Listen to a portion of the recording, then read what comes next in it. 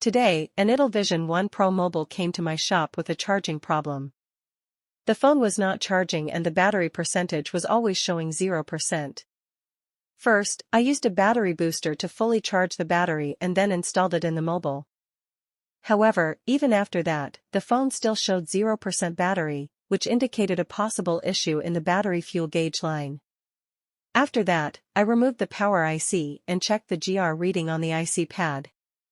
During this process, I found that the PMU_26M_IN line was broken from the CPU side.